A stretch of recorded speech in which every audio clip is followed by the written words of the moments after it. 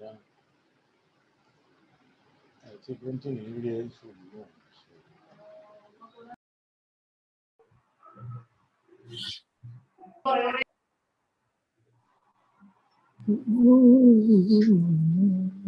Hello. Hello, namaskaram. Namaskaram.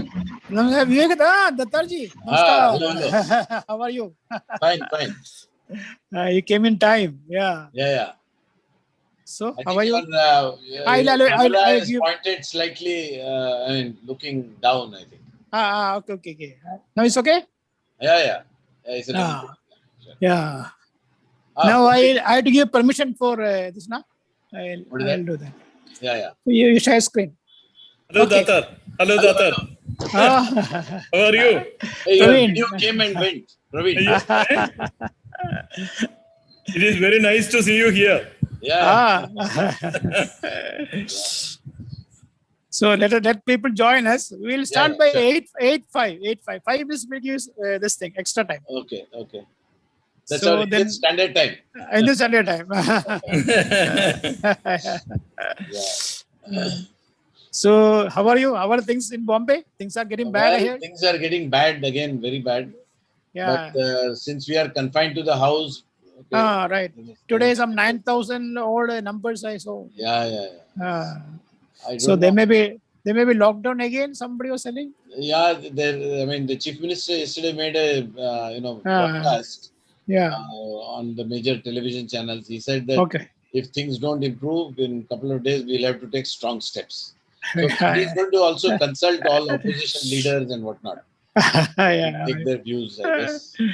Yeah. Because I think, in spite of this, nobody really wants a complete lockdown. So because maybe a partial lockdown. Earning is a big problem. Bombay is such a large city. People are living with. But what is remarkable to me is, how is it that Maharashtra is doing so? Such large numbers. No, I think Bombay. I think the train service started now. So intimate contact. But even before that, the first wave, that was also much bigger. Staying very close, slums and all sort of things. Those are difficult to. I went, for instance, to UP recently.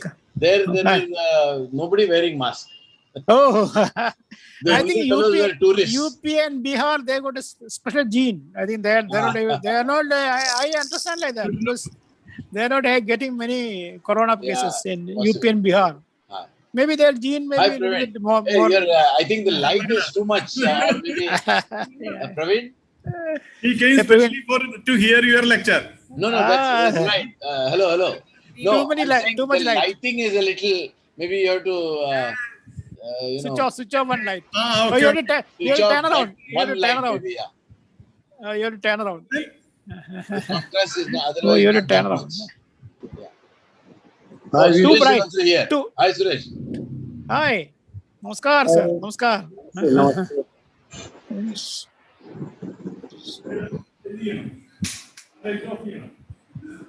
No offer go.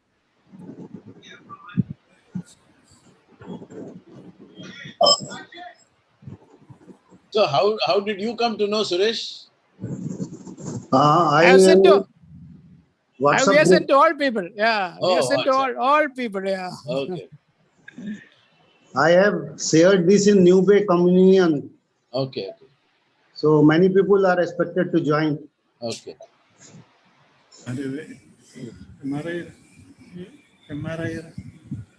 Hello. Hello.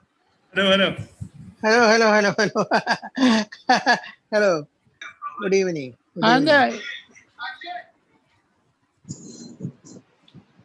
why this YouTube link in the internet on that?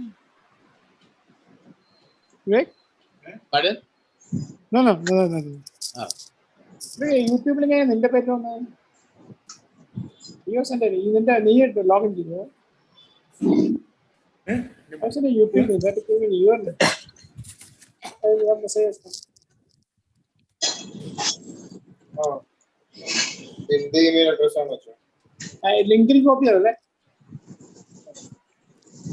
എന്റെ അയച്ചല്ലേ നീ അയച്ചത് ഞാൻ അയച്ച ലിങ്കാണ് sir എന്റെ email address open അതായത് എങ്ങനെ copy ചെയ്ത് Just to remind all senior citizens, take sufficient water. Take also hot water. Yes.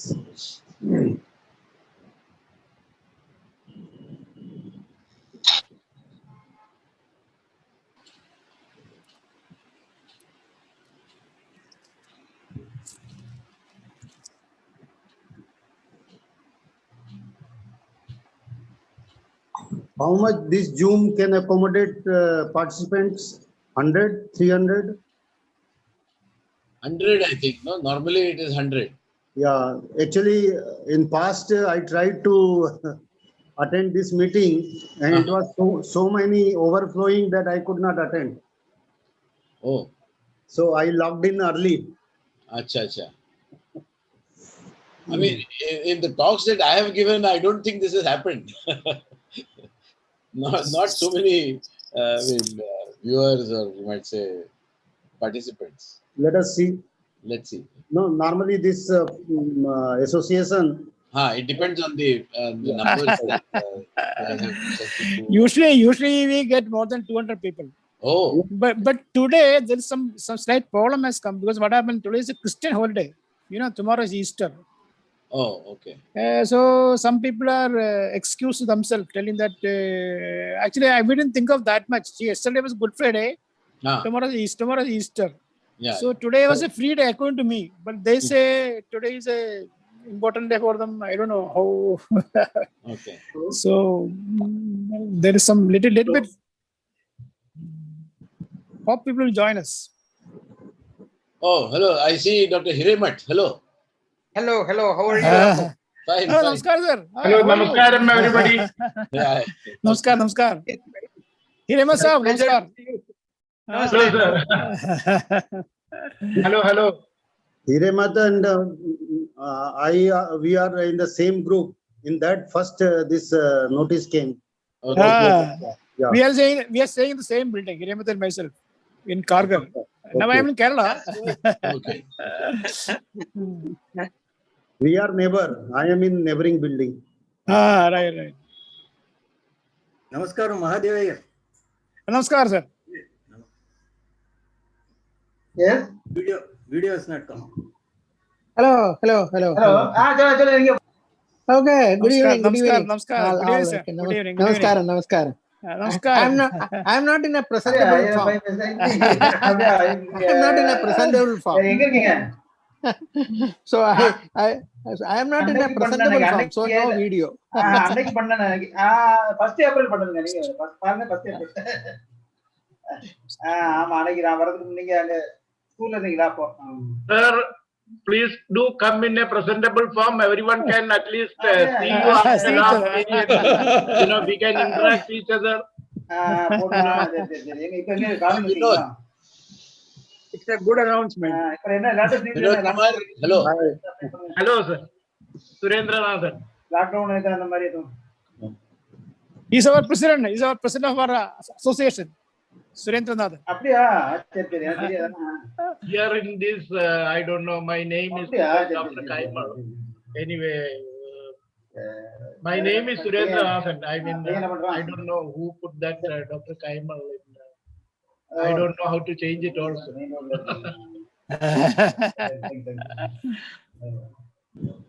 Kutty sahab, you can take a screenshot when many are on video. Okay. That is a good group photograph. Right. Yeah. Yeah, but all of them should come into video. They should record the videos. In between, one can announce.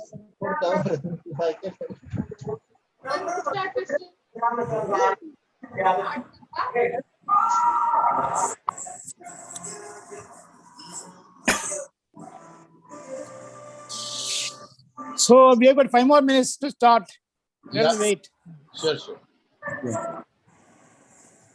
Did KKP call you? KKP has called me.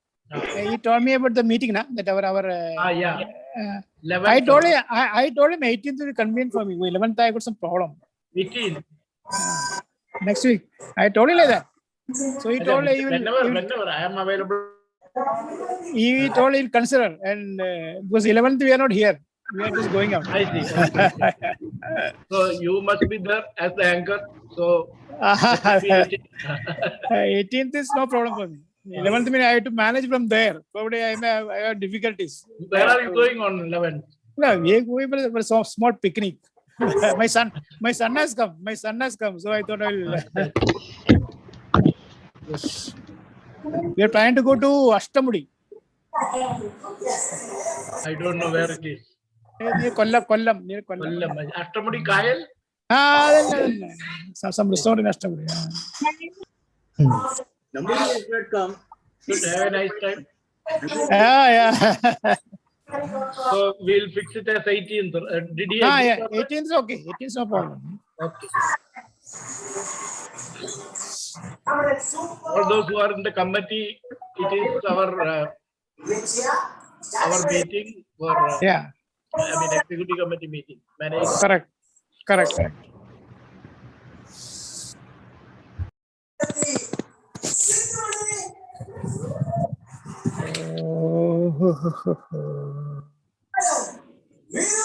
Where's Shankararan? He is there. Shankararan is there, no? Yes. Yeah, he is there. Prasad is there, yeah.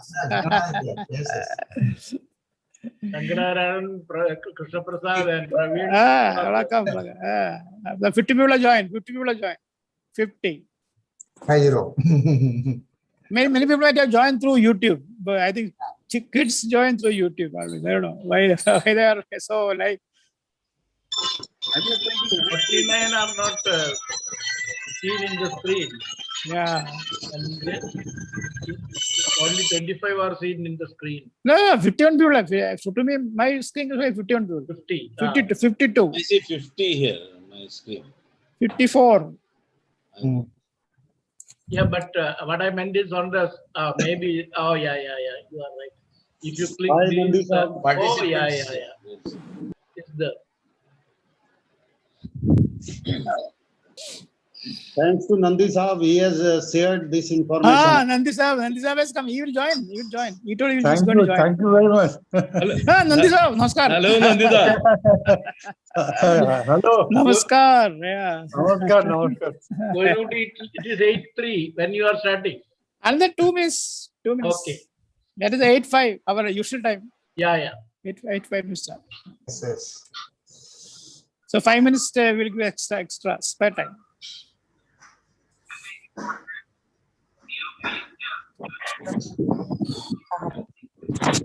No, today as I told you, there is slight because tomorrow is Easter day, na? Yeah. So some people have raised that they told they may not be able to join because they have to some religious. As such on the screen, you can see 75 people, but here the data shows 55. No, many people are joining via YouTube. So we have given link for YouTube also. So whoever wanted to join, then join.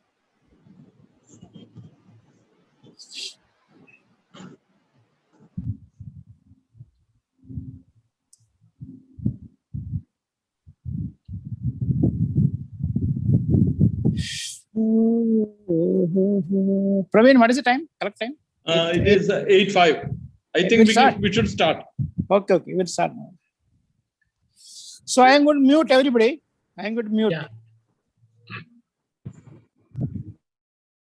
Okay, is it audible? Can you hear me? Yes, sir. Ask that question before muting. Yeah. Okay, we are going to start. Good evening. We welcome you all for the 7th webinar of 2021 by Atomic Energy Retirees Association Kerala.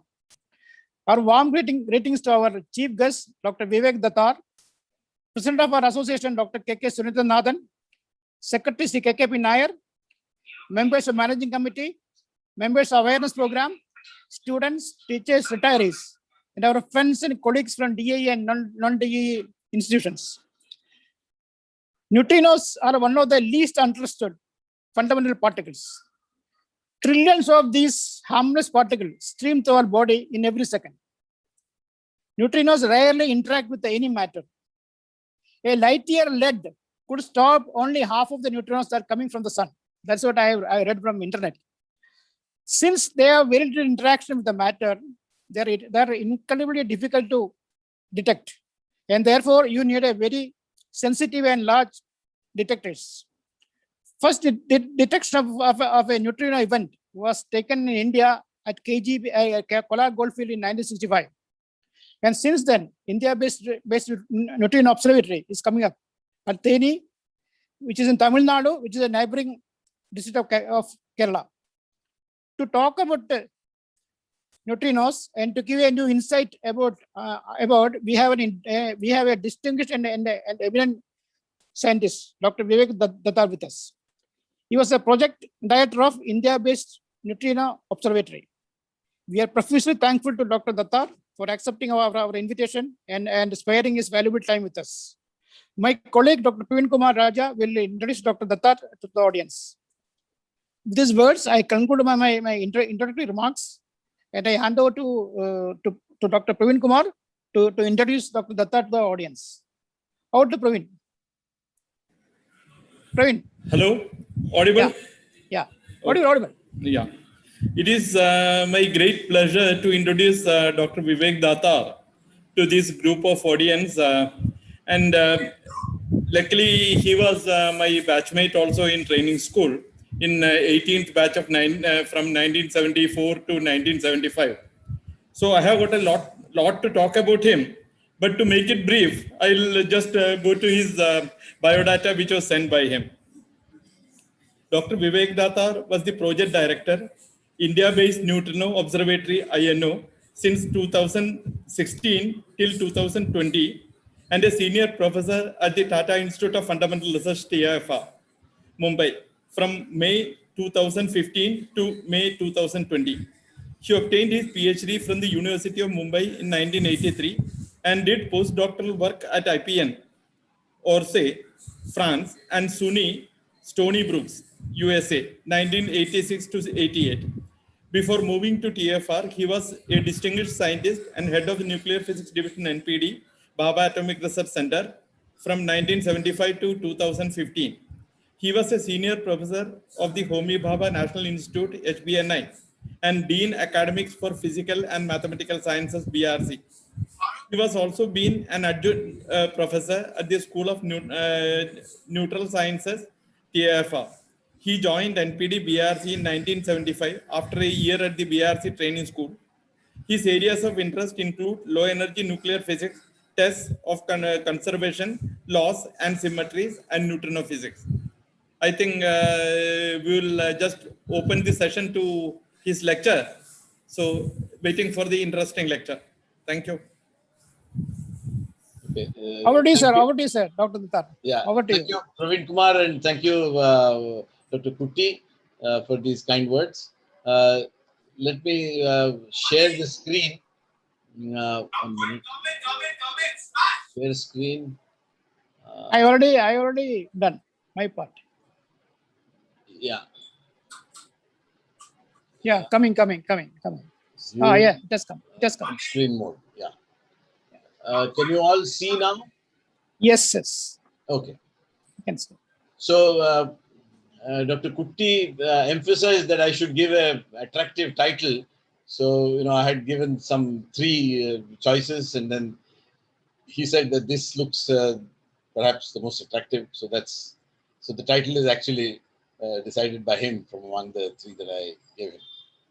Okay, so I'm very happy to talk in this forum. where I understand there are also lots of students attending, perhaps on YouTube and also some on the Zoom platform. Okay, so you've already got a glimpse of what how the neutrino interacts with matter. It goes through light years of lead and so on. So let's see how we proceed from there. Let me start at the very beginning because, as I said, you have a significant fraction of the audience consisting of students. So, okay. To start with, I'll give you some little bit of history how the neutrino was proposed. There is a problem of the energy spectrum of electrons in beta decay. By that time, people already knew about quantum mechanics and that there were discrete states of the nucleus that was decaying and the final state nucleus. And it was known, of course, that a beta is emitted. So, given that the final state is a two-body state, then the energy spectrum, as is shown in blue, of course, with a certain resolution function of your detector. So the number of electrons in a unit energy interval versus the energy of the electron should actually show a peak. That's this blue curve here. On the other hand, what was seen was this red curve. So it was a continuous spectrum. And Pauli, of course, immediately recognized that this can only happen if there is a three-body decay. That means, in addition to the beta particle, another unknown particle at that time is also emitted. Then these two particles can basically share the energy because the recoiling nucleus can carry away anyway very little energy, where the mass of the, let's say, the nucleus that is recoiling is much, much larger than the beta particle. Also, because this is continuous and goes right up to almost the endpoint of the beta spectrum of the, or the difference in masses between these two initial and final nuclei, he realized that the mass of the neutrino has to be small. In fact, I'll show you the letter that he wrote to a meeting that he could not attend or that he chose not to attend. Okay.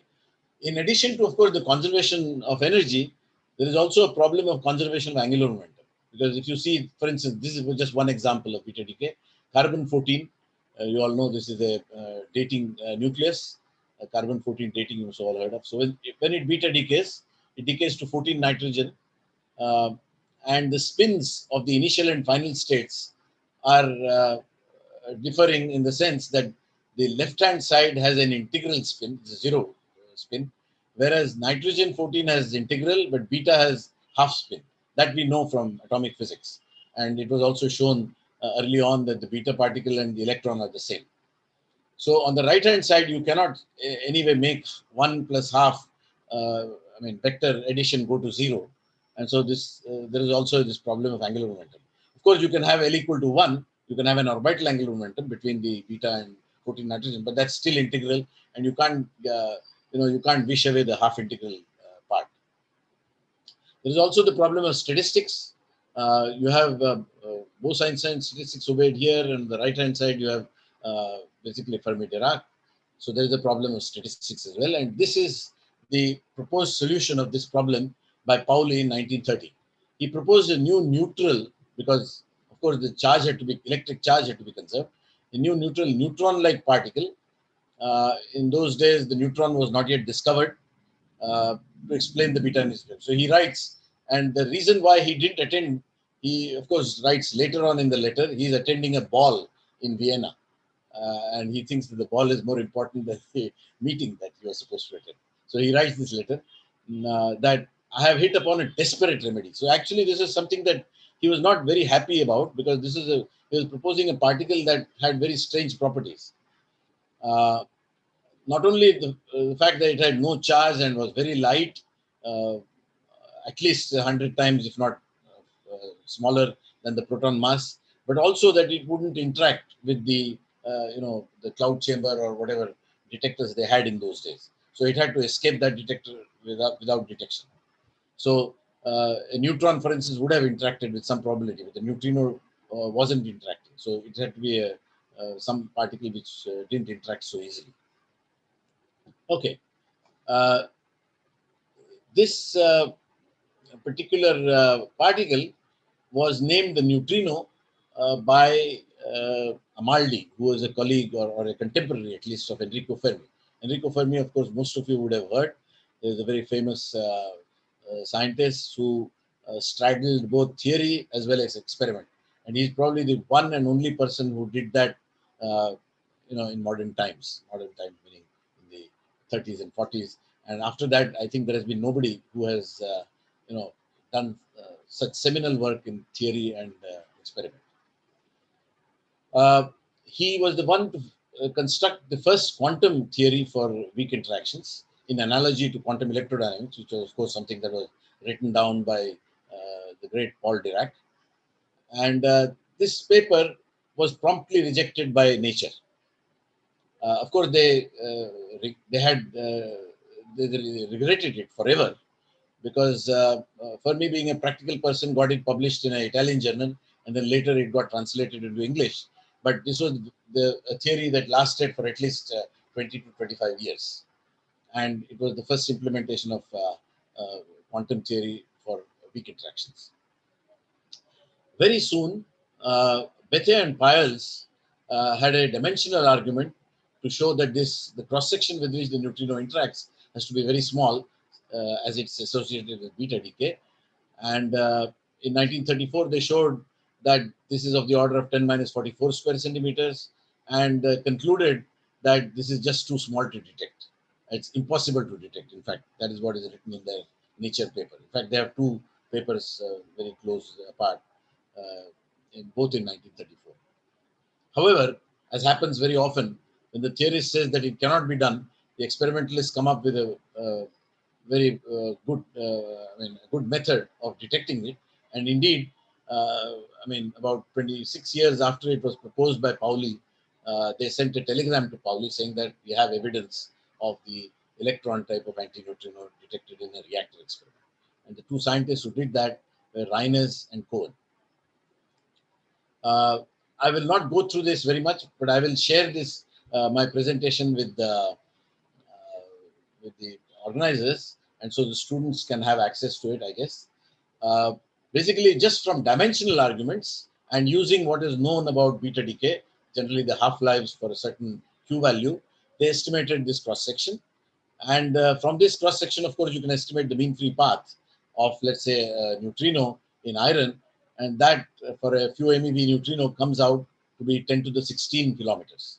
That's a huge, huge number. So how do we hope to detect it? Well, the way finally it got detected is that although the mean free path is long, it doesn't mean that it's infinite. So there is a small probability that if you put together sufficient number of target atoms and a very strong source of neutrinos, you can detect it. That's exactly what Reines and Cohen and their collaborators did. The other thing which this Bethe Piles paper, and the references are given there, both papers are in Nature in 1934. They also showed from these dimensional arguments that the cross-section for low-energy neutrinos goes like E squared. In other words, a 10 MeV neutrino will interact with 100 times more probability than a 1 MeV neutrino. Again, from considering that this is just from dimensional arguments, it's a beautiful prediction. In fact, I have used this example in some of my courses, which I gave to the INO graduate school students. Okay, now search for the neutrinos. What is the history about that? So Reines actually explored the possibility of using the nuclear bomb, because he was part of the Manhattan Project in Los Alamos in the US, which was, I think, between 42 and 45. And he said that, okay, in the nuclear explosion, a huge amount of energy is released, and also huge numbers of fission reactions take place. And each of these fission leads to about 6 neutrinos, and therefore you should get a large number of neutrinos. And if you put a detector there, you should be able to detect it. The only thing was that colleagues of his like Luis Alvarez and Enrico Fermi suggested that, this is a one-off event. You won't be able to repeat the experiment. So better go to a reactor. That was anyway there at that time. In fact, Fermi had built the first reactor based on graphite moderator in Chicago. and then subsequently there is a reactor built at Hanford, Savannah, and so on. So this suggestion of Alvarez and Fermi was taken up by Reines, and they set up their experiments. The first evidence for the neutrinos actually they got in 53, but the Nobel Prize cited paper is in 1956 in Science, the journal Science. Incidentally, Pontecorvo, quite early, Pontecorvo was an Italian scientist who was he was a contemporary of Enrico Fermi in Rome, but after the war had gone to Canada to work with the atomic energy authorities there, and he suggested a very nice technique of using the inverse beta decay process with chlorine as the target to measure neutrinos. So his idea was that you expose a huge amount of, let's say, material which has chlorine 37. Of course, if you have chlorine, then chlorine 37 is anyway about 25% of that. And then you separate out 37 argon. Argon being a rare gas, it should be possible to separate it, and then count the radioactive 37 argon in a proportional counter or whatever. And so you have to expose it for about a month and then count it for a month. And you purge the 37 argon using the in any case, this proposal was made. There is actually a report of the Atomic Energy Commission of Canada, the Chalk River Laboratories. And this was, of course, read by Davis and Bacall and so on. Pontecorvo actually never got around to doing this experiment because I think in the early 50s he moved to Russia. In those days, the word used was defection. He defected to Russia and then actually became the director of the Dubna Laboratories. So when Davis thought of using this technique, the radiochemical technique, because Davis was a radiochemist, he along with Bacall proposed the solar neutrino experiment. But before that, he actually did an experiment in Brookhaven at the low power reactor that was there in Brookhaven at that time. He failed to detect neutrinos, and so the conclusion was that this reaction involves neutrinos as opposed to anti-neutrinos which are emitted in the decay of fission fragments. And so he actually showed that these don't interact with chlorine 37, and therefore they must be neutrinos, and they are different from anti-neutrinos. This reaction was then taken up in connection with the solar neutrinos. Okay, but before I go there, I would also like to just go through again a little bit of history, in the sense that they turned out to be just like they were cousins of the electron, heavier cousins of the electron in terms of the muon and the tau lepton, which was of course discovered much later. There were also the muon type of neutrino, which was discovered in 62, and Schwartz actually proposed that you can produce ions in an accelerator when you impinge high energy protons of the order of 20-30 GeV onto a target, and the pions decay to produce muons, and the muon. Please mute Adira MB. Pardon? Sorry? Please mute Adira MB. Oh. I hope I'm not muted, right? Can you hear me? Hello? We can hear you. Yes, okay. We can hear you. We can hear you. Okay. Okay. So, of course, the muon neutrino fetched the first detection of the muon type of neutrino fetched a Nobel Prize in 1988, and the new tau was detected much later in Fermilab in 2001. So actually, that completed the the number of neutrinos that were found corresponding to their electrons. So the electron had an electron type of neutrino, muon had a muon type of neutrino, and the tau lepton had a tau type of neutrino. Indeed, later measurements at the so-called electron-positron collider at CERN showed that there can be only 3 kinds of neutrinos with masses less than 45 GeV. And this was through the measurement of the Z0, the mediary between for the weak interaction, the neutral, electrically neutral intermediary and its decay width was used to put to make a measurement of the number of active so-called neutrinos with masses below 45 G. That was shown to be some 2.99 plus, typically a part per mil accuracy. Okay, uh, an achievement by the Indian group, the TFR, in collaboration with Osaka and Durham, at the Kolar Goldfields in 1965, was the first detection of atmospheric neutrinos. These atmospheric neutrinos are neutrinos that are emerging from the decay of pions and muons, when high energy protons interact with the upper atmosphere. They produce pions, and then the pions come down to the surface of the earth. They decay and they produce a neutrino, but then the muon decays and produces two neutrinos. So roughly about two muon type of neutrinos are produced for every electron type of neutrino. And this unfortunately could not be followed up in Kolar Goldfields, because at that time a very current problem was the problem of proton decay. Do protons decay? And that was addressed by, again, a group from the same group, TFR Osaka and so on. But unfortunately, protons chose not to decay, and so that experiment ended in the mid or late 80s. And by that time, the Kolar Goldfields was becoming unviable for gold, and it closed down. So we lost an opportunity to actually make the discovery, which later was made by the Japanese group to discover neutrino oscillations. So that was, in some sense, a lost opportunity. Solar neutrinos were detected by Davis using the same radiochemical probe that I showed in the earlier slides. And he actually made a series of measurements from about 70 to about 1995. And very painstaking experiments, as I will come to in some later slides, for which he actually got the Nobel Prize. So not only were solar neutrinos detected by Davis, which showed actually that, experimentally, that fusion reactions are taking place in the core of the sun, which you couldn't have done any other way, because you can't get to the core of the sun by photons. So this was the only way that you could tell that these were going on. Although, in science, a theory may be very good, may be very attractive looking, but unless you have experimental proof, it's as good as any other theory.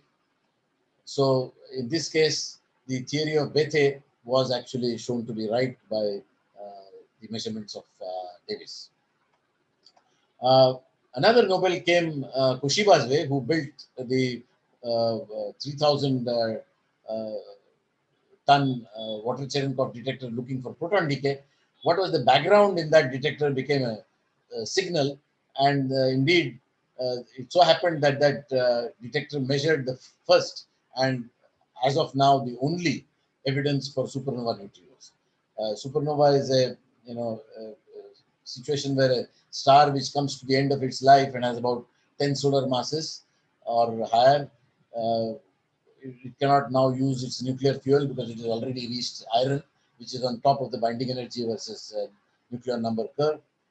And so then it cannot stop gravity from making it collapse. And in the process, temperature rises, electrons and protons combine, and ultimately it leads to an explosion. But 99% of the energy is actually carried away by neutrinos.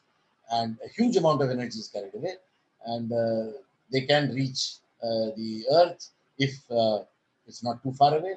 And indeed, these were detected, as I said, about something like 34 years ago. The detection of atmospheric neutrinos and solar neutrinos led to a so-called problem in each case. And these problems came to be known as the solar neutrino problem and the atmospheric neutrino problem. And these were resolved invoking a phenomenon, a typically quantum mechanical phenomenon called neutrino oscillations. And these seminal works, actually I've given a date of 2002 here because one of the experiments which addressed solar neutrinos in a very different way completely settled the issue. And that was due to the SNOW experiment in Canada. And the 1998 result was for the atmospheric neutrino measurements by students of Toshiba, who later built a detector which was almost 20 times larger than what Toshiba had built. Okay, so this is just a picture of the first atmospheric neutrino event. You can see these neutrino events. Even, I mean, the detector was placed of the something like 2.3 kilometers below the surface, and so all the cosmic muons basically died down by that time.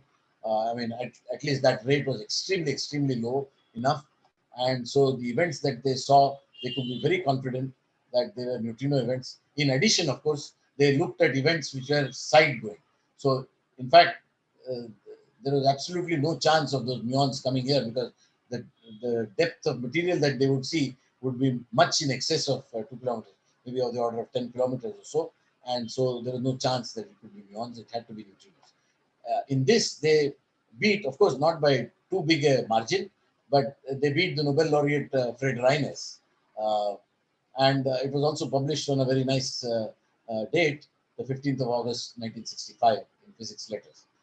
Reiners published it about 2 weeks later in Physics Letters, but one can say with reasonable confidence that the detectors which were employed by the KGF collaboration were much kind of diverse. They had actually some three or four kinds of detectors in which they saw these atmospheric neutrinos, whereas Reiners had just a monolithic kind of detector. Okay, now before I come to the subject matter, let me also give you a brief introduction of neutrinos, so their biodata. So where do the neutrinos fit in the scheme of things? Uh, So the neutrinos are fundamental particles like the electron, but they have no electric charge. And now we know that they have mass, because we have seen that neutrinos oscillate, and they cannot oscillate unless they have a mass, however tiny it may be. And in fact, it turns out that the mass is of the order of about 1,000,000 times smaller than that of the electron.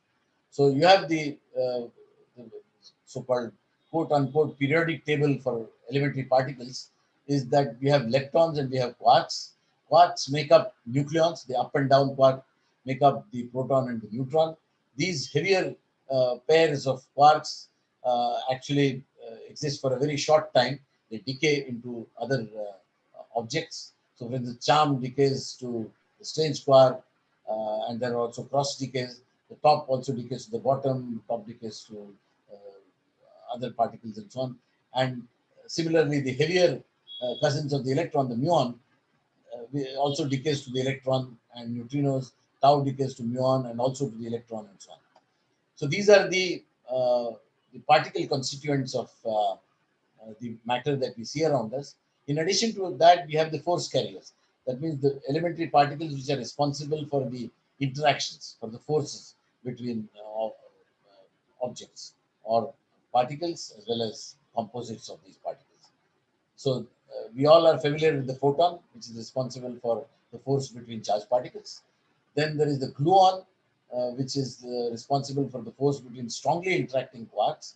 And so there is a theory called the quantum chromodynamics, which is modeled on quantum electrodynamics with some major differences.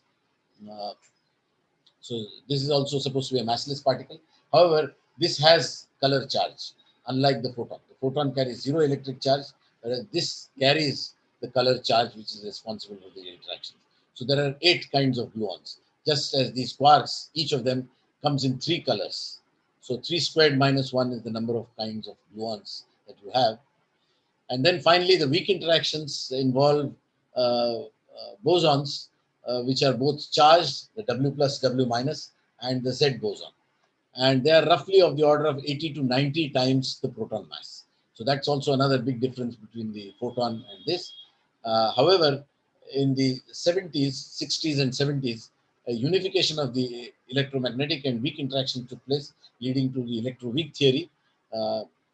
And this, in fact, also fetched a Nobel Prize for 3 gentlemen, Salam, Glashow, and Weinberg. Okay. And then, of course, finally, there is the Higgs boson, which you must have all read about, the so-called God particle. It was supposed to be the goddamn particle, so named by Letterman, but somehow the book title didn't look good that way, so it was called the God particle. It has nothing to do, of course, with God. Okay, so the neutrinos interact, of course, very feebly with matter. We have already seen that a few MEV neutrinos have of the order of 10 to the 16 kilometers mean free path. Similarly, a 1 GeV neutrino, which of course interacts with a larger cross section, has mean free path of 10 to the 8 kilometers. So this is much larger than the diameter of the Earth, which is of order 10 to the 4 kilometers. So you can see that the Earth is like glass, very transparent glass for neutrinos. They will just pass through. This makes it, of course, good from the point of view of probing things like, for instance, the interior of the sun, but it makes it also very hard to detect. It's the second most abundant particle in the universe after, you might guess, the photon. The photon is about 400 odd photons on the average in the whole of the universe per centimeter cube, and the neutrinos are of the same order. Of course, most of these neutrinos are extremely cool. They have energies of the order of 100 micro electron volts, just like the 2.7 Kelvin blackbody radiation which pervades the universe. The neutrino could hold, if the CP violation that has been measured by one or an experiment, if that holds up to the 5 sigma level, then it could hold the key to understanding the matter-antimatter asymmetry in the universe, and therefore open up many of these mysteries about the universe, about which we are still we know very little. Okay, the last Nobel Prize in the area of neutrino physics was given to Kajita, as I said already, that and Art McDonald for the discovery of neutrino oscillations, which shows that neutrinos are mass. And I'll have a slide later on to show that. So Kajita was working on the Super Kamiokande experiment in Japan, and Art McDonald was working on the Sudbury Neutrino Observatory in Canada, in a very deep mine, 1.8 kilometer deep mine in Canada. Okay, of course, if you have to study neutrinos, you have to know what are the sources of neutrinos. We have already seen an example of, or a couple of examples. Reactors, nuclear reactors are very strong sources. Roughly 2 into 10 to the power of 20 neutrinos are emitted from the core of a reactor every second for a 1 gigawatt thermal. Okay, if I remember that number correctly. In any case, it's of the order of 10 to the 20. So it's a very large number. The atmospheric neutrinos are produced, as I said, when high energy protons shower onto the Earth, produce pions, and then they decay, and then the muons further decay. So that's another source.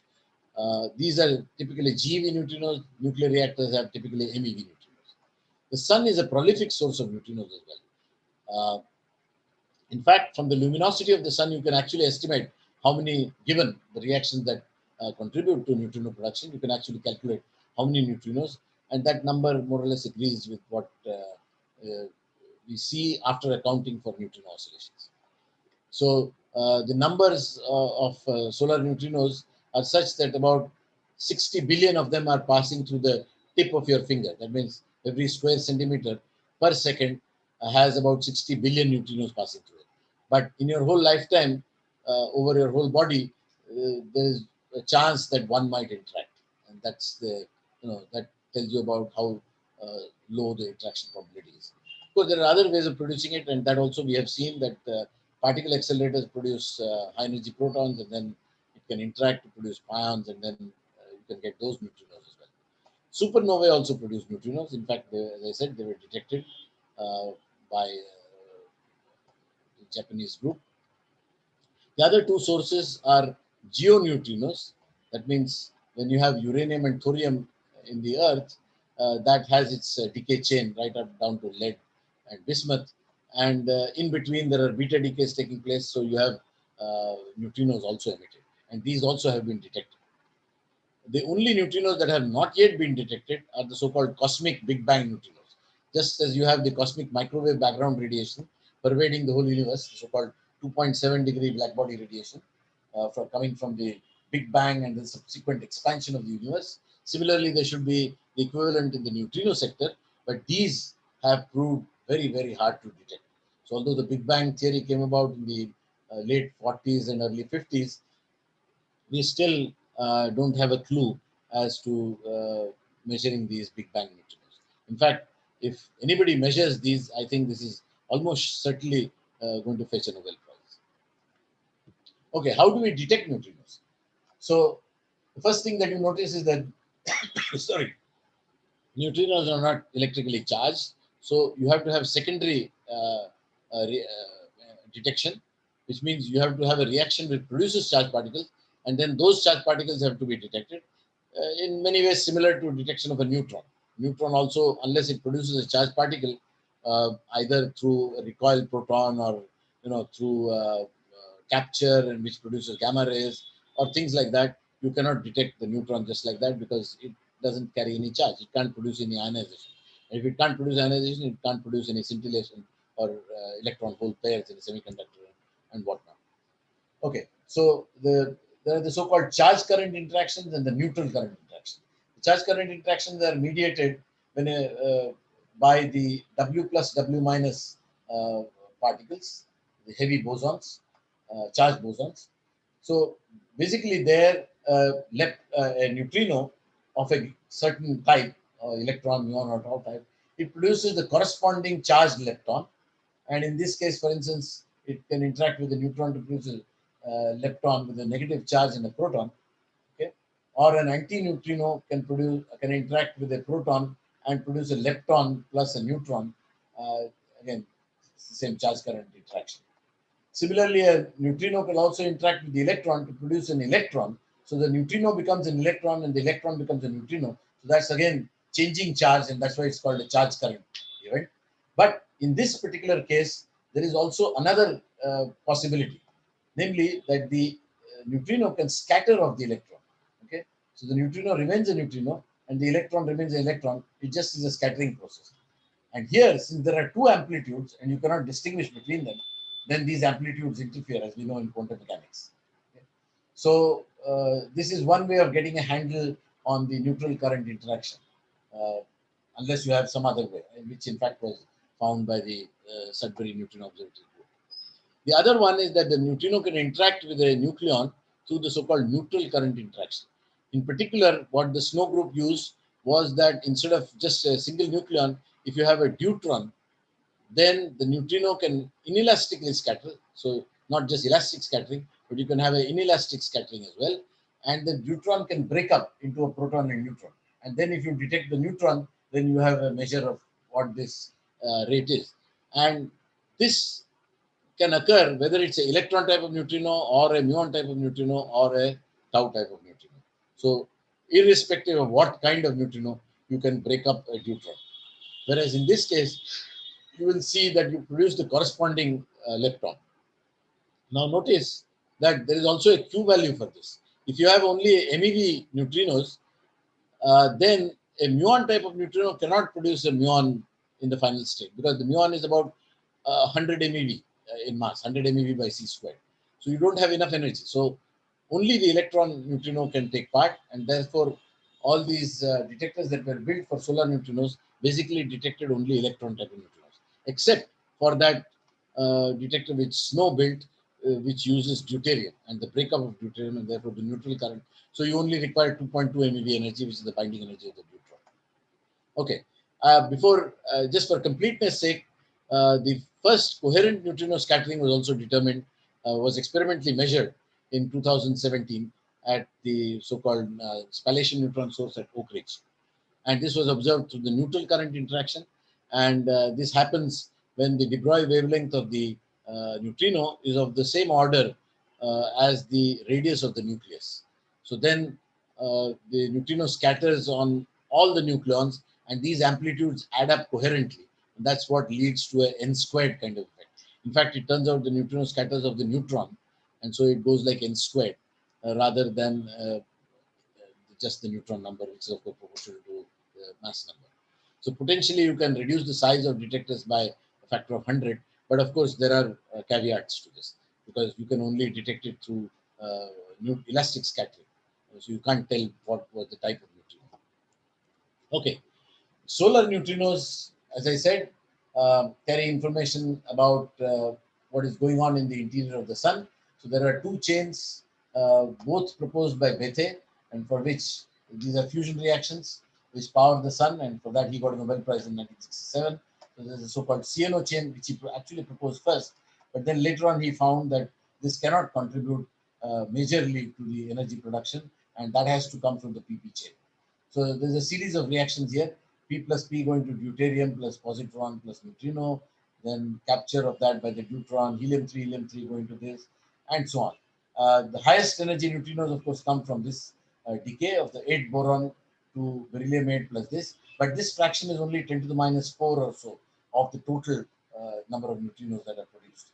Notice also, this is very important, that the two protons, the first reaction is two protons going through the weak interaction to a deuteron plus positron plus neutrino. Since this is a weak interaction and not an electromagnetic or strong interaction process, the rate of this reaction is extremely low.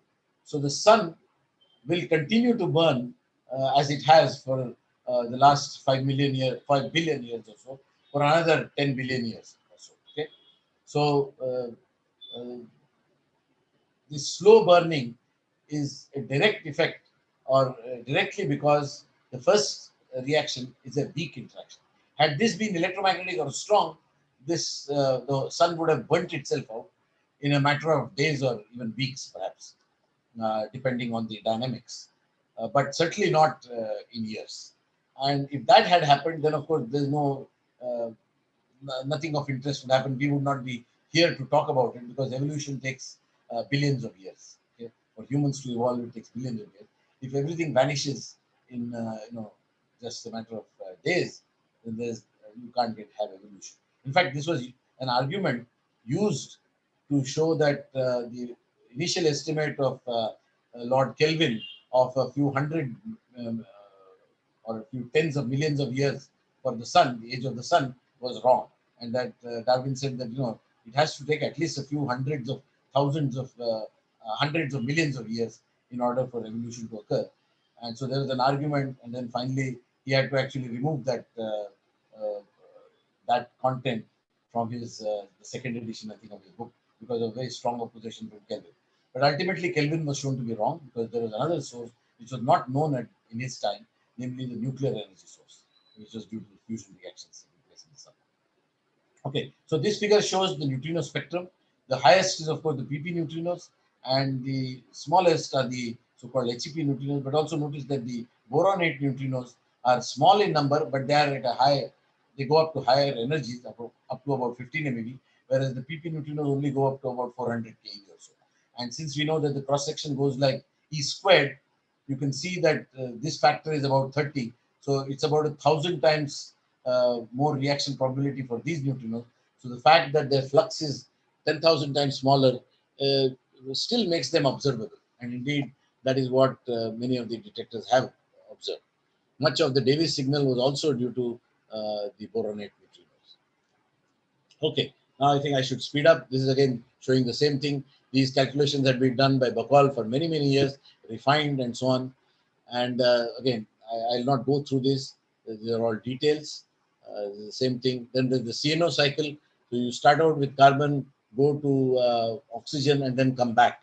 And so you regenerate carbon and so on. And then you can also, the smaller branches that take you up the chain. And ultimately, of course, the fusion reaction has to stop at iron 56, because beyond that, then you require really high, extremely high temperatures where such reactions will take place, which are non-existent in stars. Even the stars which are extremely heavy and which are the highest temperatures, you still can't get to fuse iron and iron.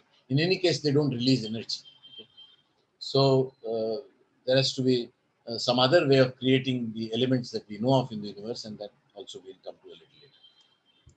Okay, so this was the radiochemical experiment of Davis. He used 600 tons of carbon C2Cl4 and stuck to his task for long, measured it for about 25 years, and he found a rate which was about a third of what was expected on Bacall's theory. But many of the theorists poo-pooed him, saying, okay, and there, I should also mention that there are other experiments after Davis's pioneering work. There's another radiochemical experiment called the Galax experiment, and then the SAGE experiment. So the US-led team and then the Russian-led team, they also found a shortfall of neutrinos from what was expected. So this in white box is shown what is measured, and in the black is what is expected. So all of them saw a shortfall, slight between, let's say, 0.3 to 0.5 or so. But then finally, this Sudbury Neutrino Observatory showed that when you look at electron type of neutrinos, you indeed observe a shortfall, about a third of what is expected. But if you use the neutral current interaction to look at the breakup of deuterium, which sees all types of neutrinos, be they electron type, muon type, or tau type, then you recover the lost signal. And so in a single experiment, they showed that you recover the neutrinos if you look at all of them. And so this settled the issue, and it of course favored the the theory of neutrino oscillations as being the source of this solar neutrino problem as well as atmospheric neutrino problem. As I said, the situation is slightly more complex than just neutrinos changing their types. There is also the so-called matter effects, and there could also be resonant enhancement. So Mikhail Smirnov built on a Wolfenstein idea in 1985 and showed that this is a very robust way of getting a shortfall of neutrinos. However, the particle physics community didn't actually accept it. And for instance, Pontecorvo himself, who had proposed neutrino oscillation, said that the evidence doesn't actually weigh in favor of oscillations. Georgi Liu Yang, who was a Nobel laureate for parity violation, he also said, I don't believe in this, because basically the solar neutrino problem depended on an absolute number, Bacall's calculations versus experiment. And suppose Bacall's calculations were wrong, or the inputs were wrong, this could easily have gone the other way. However, Bacall was an extremely careful theorist, and many nuclear physicists believed that what he was doing was correct, and therefore there was a particle physics angle to it. However, as I said, some of the theorists didn't believe that, and they were ultimately shown to be wrong, and Bacall was shown to be correct. Okay, so this is a sentence which I picked up from Bacall. It says solar neutrinos have a multiple personality disorder. They are created as electron neutrinos in the sun, but transform on the way to the Earth due to a quantum mechanical process called neutrino oscillations. In fact, as I said, Pontecorvo Gribov proposed oscillations, but they didn't favor this as an explanation for the shortfall of neutrinos from the sun. This I have already said. So basically, if you start out with a given type of neutrino, let's say the muon type, then after it propagates for a while, then it becomes a mixture of muon, tau, and electron type. And later it comes back to being a muon type of neutrino, and so on. So this is why it is called oscillation. So it becomes a mixture of all three flavors.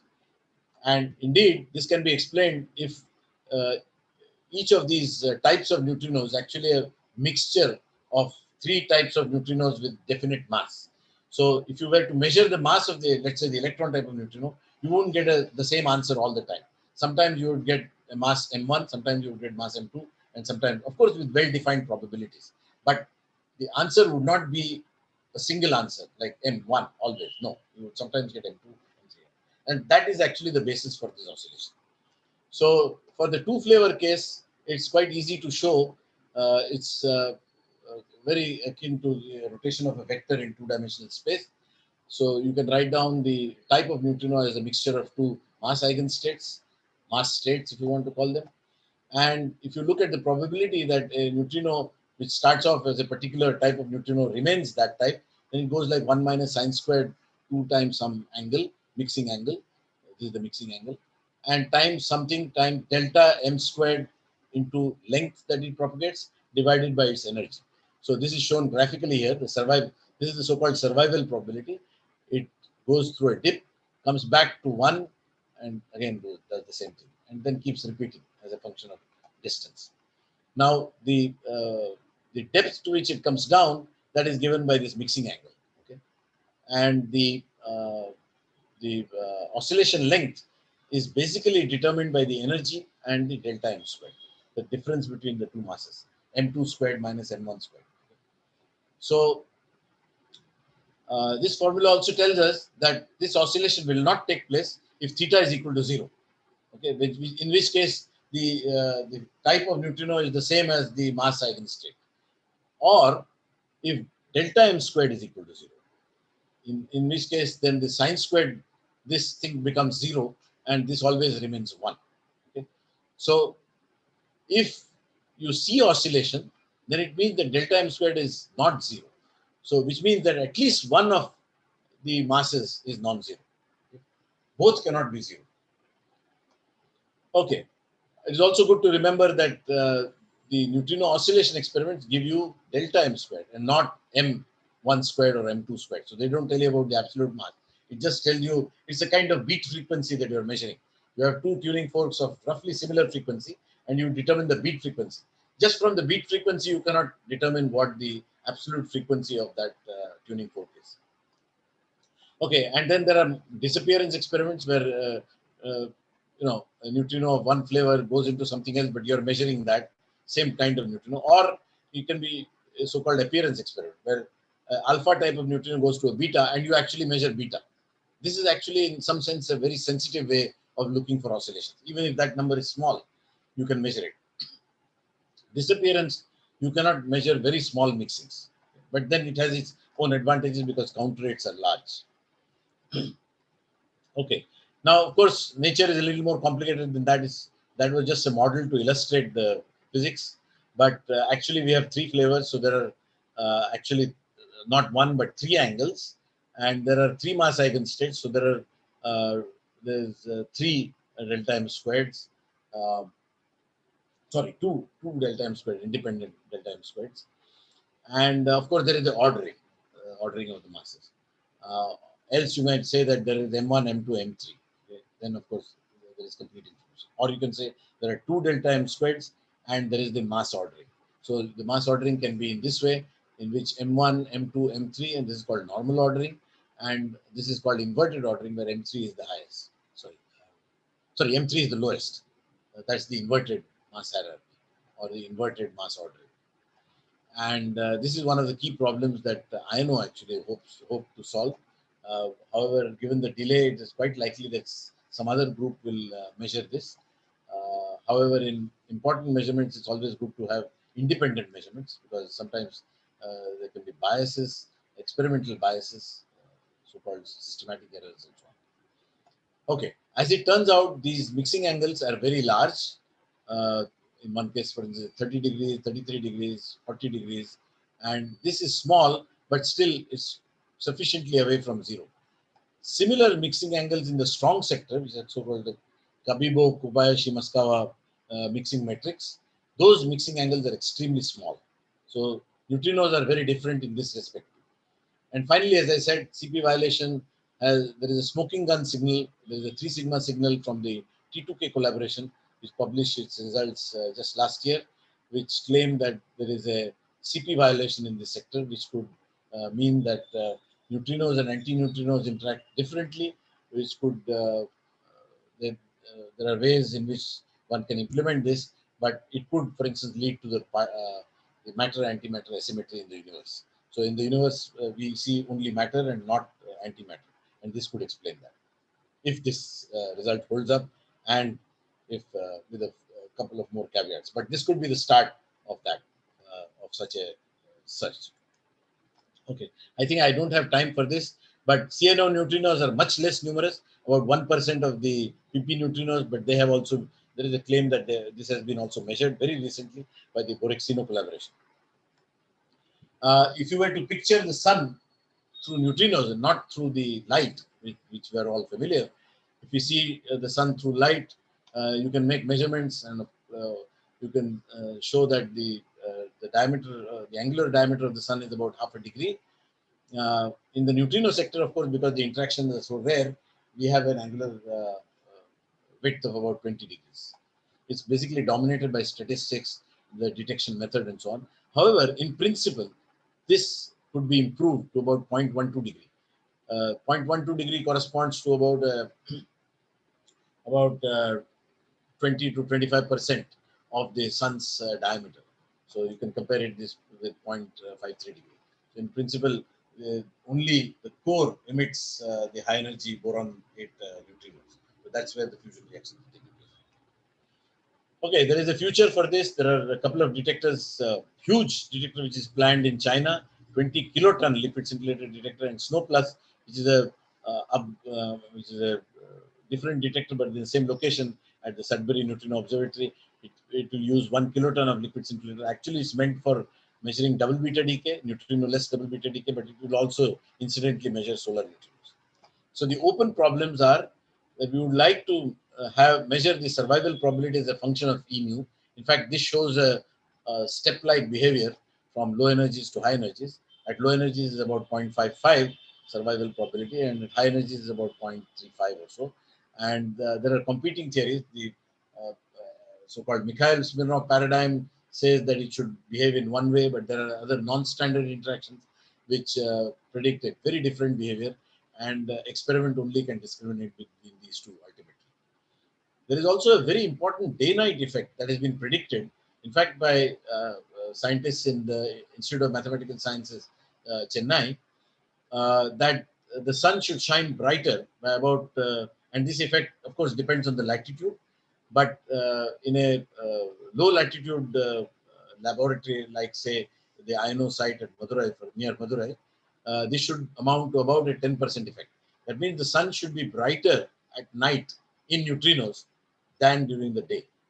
And this is something that would potentially have information even about the tomography of the Earth, because this depends on the so-called matter effect, and therefore the matter distribution.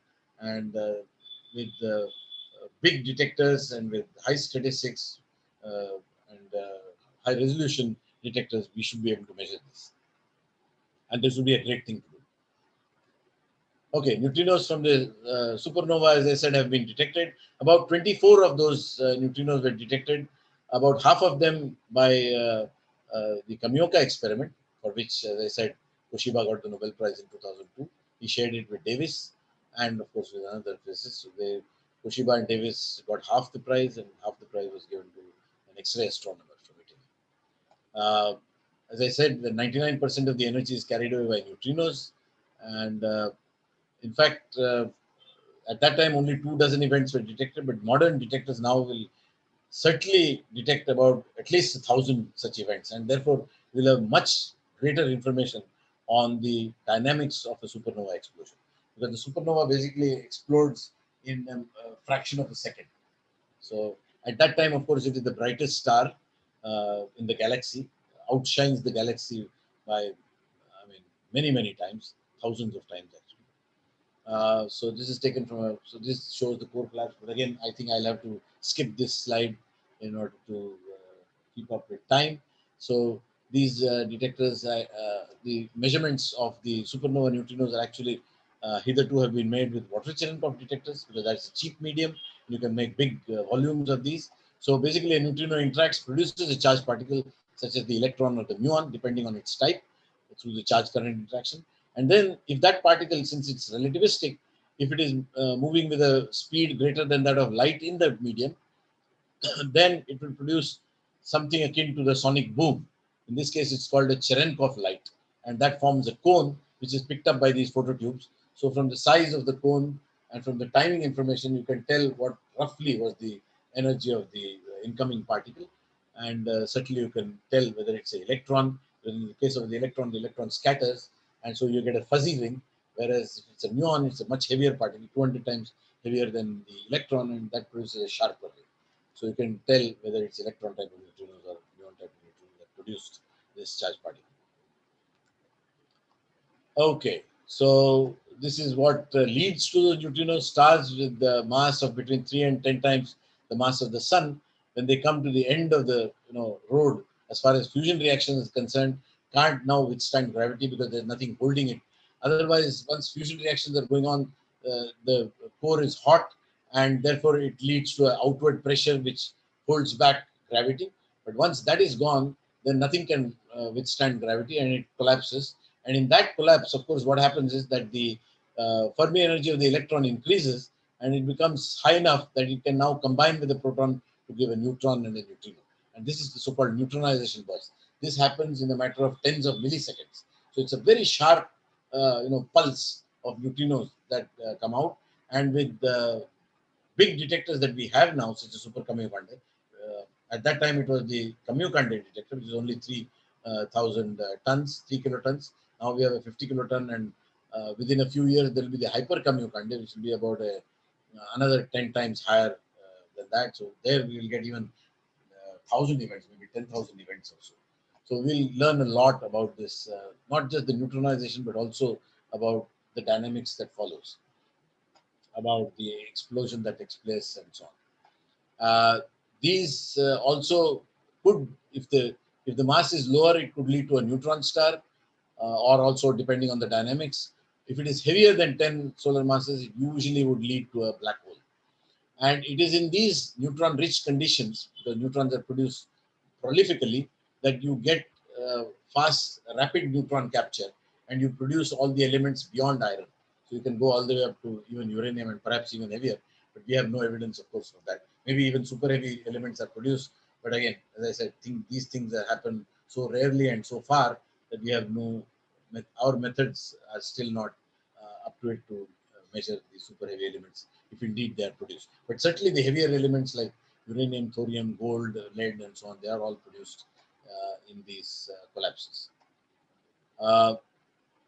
Okay, this I have already told you. Okay, the good thing about these detecting the supernova neutrinos is that neutrinos are observed well before the photon signal because there is a lot of matter intervening the hot material inside near the core, which has exploded, of course, which is expanding. But there is a lot of material on the outside which prevents these photons from coming through. So you actually see the photon signal only about 2.5 hours after the supernova event. But neutrinos don't have this problem. They can penetrate anything. And so you can actually keep a watch on supernova explosions, and you can have an early warning system, for instance, of a supernova explosion by looking at neutrinos from supernova. Of course, they will also tell you a lot about core collapse physics, about the dynamics, about also particle physics angles, how the neutrinos mix, what is the mass hierarchy, and so on. There's lots of work that is being done. So if we now have an event which is due, actually, once in 30 years is what is the frequency expected. So if this happens, we will be all ready to get a lot of information about not only stellar dynamics, but also about particle physics. Then there is another fantastic detector that has come up in the South Pole, which detects ultra high energy neutrinos, neutrinos with energies of higher than 100 GeV. I told you that the Super Kamiokande consists of 50 kilotons of water. It's a water Cherenkov detector. This detector under the ice in the South Pole is a 1 kilometer cubed ice water ice Cherenkov detector, you might say. So it has photomultiplier tubes sunk in it, which detect the Cherenkov light. But 1 kilometer cube means it's like a gigaton as opposed to 50 kiloton. So the detector that is being made, so-called hyper Kamiokande, is about 500 kiloton. So that's 0.5 megaton. This detector is 2,000 times heavier than that. And they plan to also expand it even further. The detector was meant to look at extremely rare events that arise from very high energy cosmic neutrinos, which will probe the most energetic events that take place far away in the universe. And since those events lead to a neutrino flux which is extremely tiny, this was conceived. Actually, it was conceived by a theoretician by the name of Francis Halsen, and they have already made some very interesting measurements with it. So this shows the southern lights. This is the laboratory in near the South Pole, and this is the kind of detector which is buried. So there are photomultiplier tubes which are sunk. This is the photomultiplier assembly here, and these are at the end of, or actually on a string. So each string has something like 15, 20 photomultiplier tube assemblies, and they look at the Cherenkov light. But it starts off at about 1.5 kilometers and ends up at about 2.5 kilometers. So there's 1.5 kilometer of ice on top, which stops the cosmic muons. And this is how it is laid out. So they basically take hot water and then sink this phototube, the rope, which has several phototubes on it. And then this slowly goes down. And then, of course, the water freezes and it becomes a detector for the Cherenkov light. The photomultipliers become detectors for the Cherenkov light. So they have, among the several measurements that they have made is, for instance, the energy of the highest energy cosmic neutrinos. They have gone all the way up to few times 10 to the 5 GeV, which means 10 to the 2 TeV, 100 TeV and beyond. Okay? These are the extremely high energy sources in terms of the galactic coordinates. These are the references. This is one of the image where they saw an event, a very high energy event. I think it was some few TeV event. from a particular object in the cosmos, but also other detectors like Fermi-LAT, which is in space, a space-based, satellite-based detector.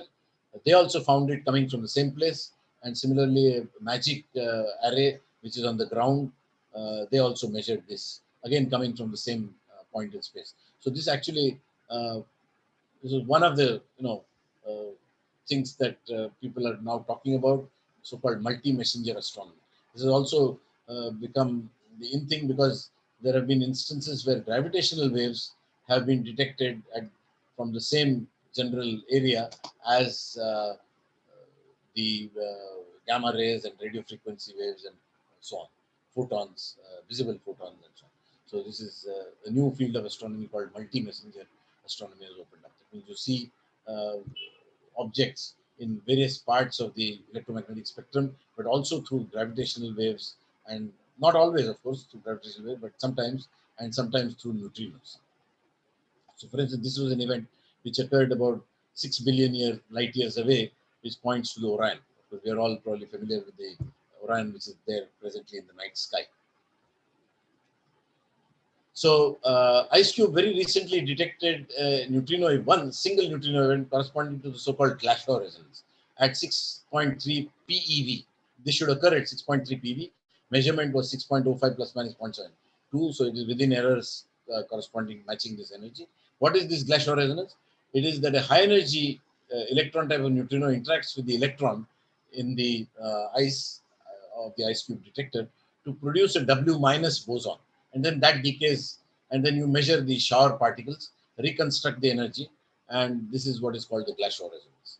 And this has been published very recently in 2021. I think it was January or February issue of Nature. Similarly, another very interesting use of ultra high energy neutrinos is that I told you that neutrinos can penetrate matter, but of course, if you go to tens or hundreds of TeV energy, then the Earth becomes absorbing medium for neutrinos. And by using this and looking at the angular dependence and a very small fraction of the total data, this is so-called public data. Many of these big experiments are now making public the data so that the public can analyze it. They found that the mass of the Earth, now this might seem like a very poor measurement as far as the mass of the Earth is concerned, but this is a kind of proof of principle measurement.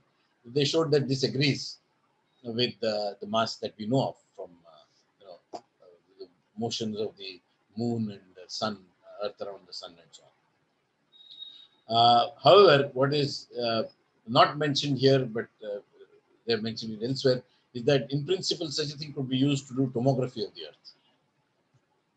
Just as we basically did tomography of the sun using solar neutrinos. So this is the zenith angle. So as I said, there is attenuation of the neutrinos with respect to angle. So those that are passing through the core of the Earth, they get attenuated as compared to what you expect. And from this you can, so this is just for 2.5 TeV. So the attenuation is not much. But if you were to go to 100 TeV, this would just steeply go down, okay, as a function of cosine theta. So this is the zenith angle distribution, which depends on the amount of matter that it traverses. Okay, I think I will not, since I have already exceeded time, I had planned to do some advertisement for the India-based Neutrino Observatory, but maybe I will do that at some other time, view of the time. So I think I have covered really what I wanted to. This was just part of something that I thought I would advertise in case there was time. Since I'm already late, I think I will just say something about why we should, just one sentence, a quote from Faraday, why at all should we do science, basic science? Of course, it has applications. I mean, even if the person who did the basic science didn't anticipate it, like the mathematician Hardy, you would definitely have applications, but you cannot predict how those applications, where those applications will come. But nevertheless, Faraday was supposed to have responded to a British PM who was visiting his laboratory, saying that what is the use of this induced current? So he was rotating a coil in a magnetic field and producing EMF, and was moving a part of the galvanometer, and showed that there is a voltage induced and so on. So his response was that one day you will tax it. That, of course, the British Prime Minister readily understood. Thank you. Okay, thank you, sir. Thank you very much. Now this is the question time. There are a lot of people who want to ask questions, Dr. Dattar. Now, how to handle it, we have to see. Now, Dr. So if it is on Zoom, I can probably I can read it, or if you like. It is already in the chat box. Many questions. Chat box. Okay. Yeah, you can directly, or you want it to be read, I can read it also. No, let me see. Dr. Devi Sharma want to ask you a lot of questions. Yes. Can I ask? Yes, I can't see some of the chat here. Why? Yeah. I don't know. Just one. Okay, maybe you can read it out then. Dr. Dattar? Yes. I'm Ravi Sharma. In my past life, I've been a nuclear high energy physicist, particle physicist, but not so high as you are talking. Mm-hmm. It was below pion production for neutron-proton interaction through bosons. Yes. But yes, my question is, you said very good thing about Faraday. It reminded me in our context of India as to how Max Muller sold it to the king or queen of England, the effort to collect all Vedas of Hindus in one effort. It cost millions of pounds, but he sold it in a similar phrase so that we can understand how the Hindus think and then we can manage them better. But he did a heroic job in terms of collecting our wisdom and knowledge, which after Vedavyasa, nobody did except Max Muller. All in one place. So there are. What is the question then, or is it a comment? This is the response to your last comment. Okay. But the question is. Yeah. Question is now that Ravi, you can you come on video? Oh, I'm sorry. I'm dressed at home, but no problem. Just for no, all of you can unmute. All of you can unmute now. No need of muting. Yeah. Can you see me now? Yeah. Okay, so the question is, this is something that is stopping you from interacting with matter by its own nature. But when it does interact with nature, from your talk, I understand, doctor, that it does produce measurable effects like Cherenkov and so on. Yes. So my question is there any interaction known among these types of neutrinos and quarks and gluons, which can be similarly used to our advantage, like you have used the Cherenkov radiation? Yeah. So, I mean, for instance, if you have a charged particle produced, you can measure it using, gas ionization detector, liquid ionization detector. In fact, there is a huge experiment which involves about, I think, 70 kilotons of liquid argon, where the ionization is measured using the so-called time projection chamber technique. Or you can measure these charged particles such as muons in the way that we are planning to do in INO. Namely, you make them go through magnetized iron, and depending on whether it's a mu plus or mu minus, it will bend in opposite directions. Of course, as long as you know the direction in which it is going. And then it ionizes gas in a so-called resistive plate chamber, which is operating in the avalanche mode. So it's a gas detector, like an avalanche detector. And you can, so basically it amounts to measuring the secondary charge particles. So indeed they can be detected. Yes, just as a neutron can be detected. I gave that analogy that a neutron is a neutral particle. It won't directly cause ionization, but through secondary reactions it can produce charged particles which indeed will ionize, and then you can measure them.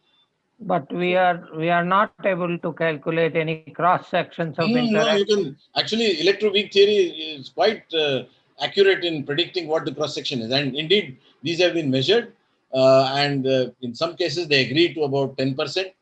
In where the fluxes are not very high, they have been seen to agree within 20%. But except at the very highest energies, like hundreds of TeV, there we don't have any sources where we can test out theory. But otherwise, yes, electroweak theory is. But electroweak to strong interaction. No. In the standard model, we have these two forces. We can. Yeah, so we don't yet have a unification of these yet. And strong interactions, depending on the regime. If it's a high momentum transfer, you can predict cross-section reasonably well. If it is low momentum transfer, then it becomes more difficult to predict very accurately. But doctor, I am referring to interaction with two types of forces, electroweak with strong. So in cases where both of them are operative, you have to put in both of these in your theory, and depending on the kinematic separation, you can emphasize one or the other, right? Or also depending on, for instance, you can, if you have a parity violating observable, then that will emphasize the weak interaction. Has anyone done it for quarks? Yes. These things have been done. Yes. For quark and gluon. Not for independently quark, but for strongly interacting hadrons. Yes. Oh, okay. Thank you. No, that's a good direction. Yeah. I have talked to Professor Menon. Let's go to the next question. Maybe we can go to the next question. Maybe we can discuss by email or something. Yeah. Who is the next question? Dr. M.R. Iyer want to ask some question? Where is M.R. Iyer? Hello? I have put some remarks. You can read it. Okay? Yeah, okay. So two sidelights of neutrinos. During our sitting in the column, the antenna, I was shocked to hear an alarming statement. The reactor emits 20 megawatt of energy in the form of neutrinos, and the engineers don't know how to stop it. This carried conviction of a miscellaneous application of neutrinos. When I was in the IA, it was reported Los Alamos developed a neutrino to map total reactor power. Yes, that is correct.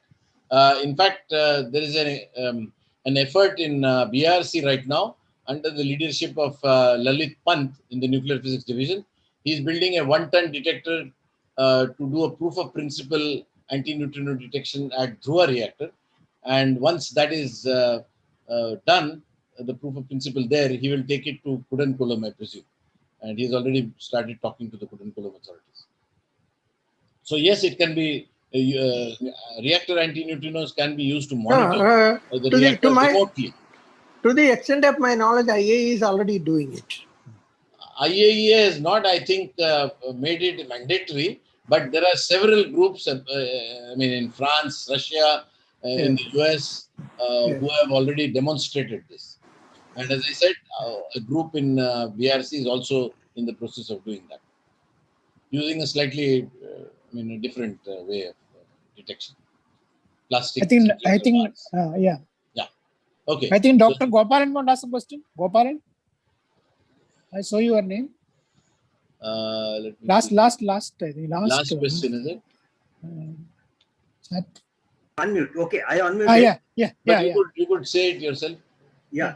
Sun shines brighter in neutrinos at night. That's what you told. What does it mean to a common man? Because okay, what if you want a very simple explanation of that is the following: that why do we see only 1/3 of solar neutrinos in the chlorine detector? That's because 2/3 of them became muon type or tau type of neutrinos, and they cannot be detected by the detectors that we have, because first of all they're except through the neutral current interaction, which of course the snow detector showed, but through the charge current interaction you cannot detect them. Okay. Now those neutrinos, the muon and tau type, can oscillate back in matter induced interactions back to electron type of neutrinos.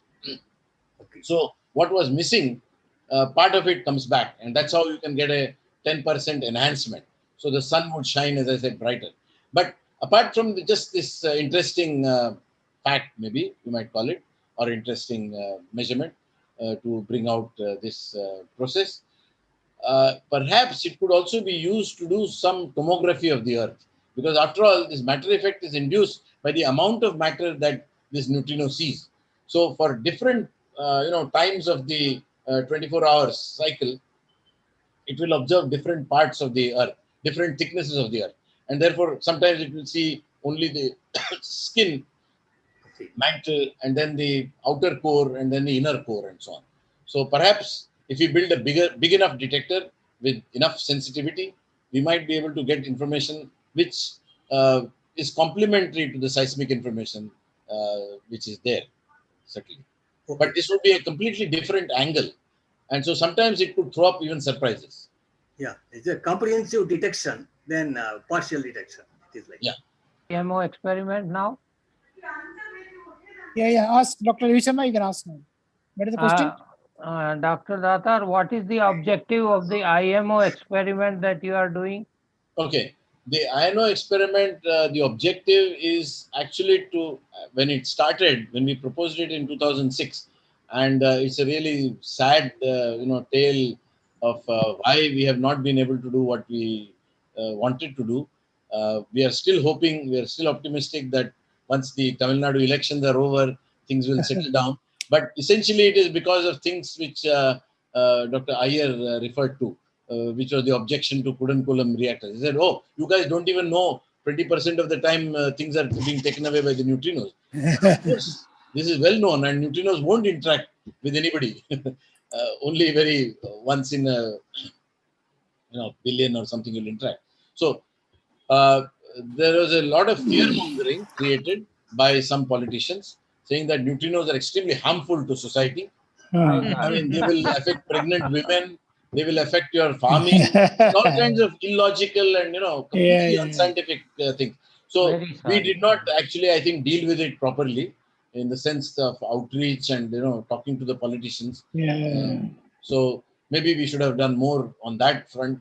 We kept talking to students and to the common man and so on. But ultimately, it is the politicians who whip up passions. So I think we went a little wrong on that. We are trying to correct that this time around. Anyway, so that's the reason. I think. So what is the objective? Oh, the objective. Okay, sorry, I missed that. So it's got delayed, but okay. The objective is to measure the mass hierarchy. That means the ordering of the masses, because this particular experiment is insensitive to the particle antiparticle asymmetry, neutrino antineutrino asymmetry. That means even if there is CP violation, we will not be affected by that. On the other hand, accelerator experiments are affected by both CP violation as well as by mass hierarchy. So it's a combination. So you can't tell whether it is this effect or that effect. Whereas in the case of atmospheric neutrinos above a GeV, they are insensitive to delta CP. So we can clearly say that mass hierarchy. Of course, we have competition. That 20 kiloton liquid scintillator detector that I mentioned is being built in China. That is a very unique, detector. If they can do what they say they will do, then of course they can measure the mass hierarchy in a matter of a few years. And so by the time we get our detector built, they will have already measured it. And we would, of course, take a few years, at least 5 years, to get a 3 sigma measurement on the mass hierarchy after we have completed 50 kiloton. However, we still believe that independent measurements of the same important parameter is essential before it is believed by the community. Secondly, we also have another goal of actually measuring matter effects, which nobody else can. We'll be measuring atmospheric neutrinos passing through the diameter of the Earth, okay, as well as, of course, through smaller fractions of the Earth. And this will lead to so-called MSW resonances. And this is, again, something that nobody else can measure. All the accelerator experiments are, the Dune experiment is, for instance, Fermilab to the Homestake mines, which is about 1,300 kilometers. So it sees matter effects, but they are only through the mantle. They cannot see this MSW resonance. Whereas we will be sensitive to this. So this will be a first measurement if we can do it. And there are many other things. We have a whole white paper on that published in Pramana a couple of years back. And more things are being done as well. So there will, by the way, apart from the physics goals, there is also the goal of setting up a big experimental facility in India. Yes. Just as the GMRT was a great achievement. I mean, we did it all in the country using Indian resources. Yes. This will be another such case. That it will be extremely good for faculty and more importantly for students. Yes. Who will learn to do things with their own hands. Something which we are losing that ability, because we are now started to buy equipment and make measurements. Something which... Dr. Suresh Kumar want to ask some question. Yeah, Suresh Kumar. Very nice talk. Each time I listen you, I learn something new. Very good. What is the question? I just want to tell that there may be many questions. So you please be short in answering. Yes. have one question. Yes. You mentioned that neutrino community is maybe expecting some supernova in near future or things like that. Yeah. Is there any prediction of supernova rates? Yeah. So the rate predicted for near our galaxy, that means within maybe a radius of about 50 kiloparsecs, that is about the rate is between or once in 30 years or 250 years is what is predicted from the number of supernova that we have seen in the rest of the universe through optical methods. 30 years is very encouraging. Yeah, so 1987 means that we are already 34 years down the line. So we expect one sometime soon, hopefully. Of course, it may not occur for another 30 years as well, because after all, this is a probabilistic thing. So, for the nuclear anybody else want to ask question? Just a crazy idea, if I may be allowed to ask. Ask. Yuva Rao, my colleague, had conceived of Aditya, which is being launched soon on Lagrangian point. Is there any chance that there would be some kind of occultation somewhere so that we can see how neutrinos attenuate, at least solar neutrinos or other type of neutrinos do you this mean kind occultation of the neutrinos? No, occultation of some body like a planet Mercury or something, so that we can see neutrinos passing through that matter like a CT scan you mentioned. Yeah, but see, the rates are so small that, if it just passes over it for something like a few minutes, that will not give you enough of a signal. Hello? In fact, yeah, somebody had actually estimated what could be measured if the moon goes across the sun. Even that is almost immeasurable. Okay.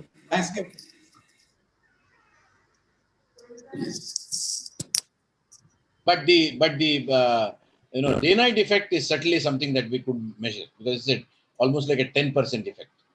And India is probably uniquely placed because we have a lot of our country which is closer to the equator than many other countries. For instance, China, the southern part of China is about 23 degrees or so. The Juno experiment is at 23 degree north, whereas Madura is about 10 degree north.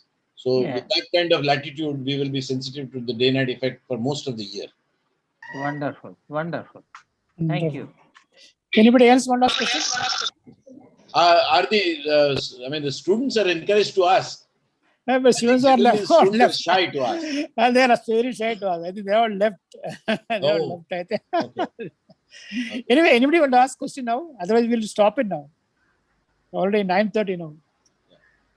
Last question. Again, I mean, what do you see the relationship between Higgs and these three types of neutrinos?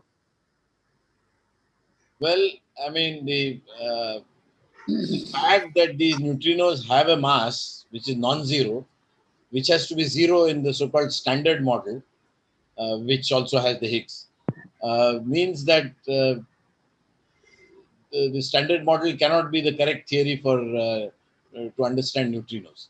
So there have to be modifications of that. So there either have to be more Higgs, or then the structure of the theory has to be different from what it is. Oh, so I'm kind of seeing. The more we understand neutrinos, especially the CP violation, I think it will point towards beyond standard model theory. Wonderful. I like to correspond with you on your email. Sure. Dr. Kutty, I will also, I think, send you by email my talk. So in case. Okay. I already recorded it. Okay. I will edit it and we'll put in the YouTube. I'll send the PDF file because that will be more compact. Okay. I think now we'll stop it now. Now it's too late. I think 9:35. Okay, sure. I think thanks. Now. Thanks. So now I request to say a word of thanks, since Shankar Narayanan is supposed to say a word of thanks. Since he is not available, I will myself say a lot of thanks. See, thank you, Dr. Datta, for a wonderful talk. It is so interesting. Actually, I am not a physicist. I could not understand fully, but I enjoyed. You can say the tomography of the Earth can be taken using neutrinos. Wonderful. And you say trillions of neutrons passing through our body in our lifetime, and we are not being affected.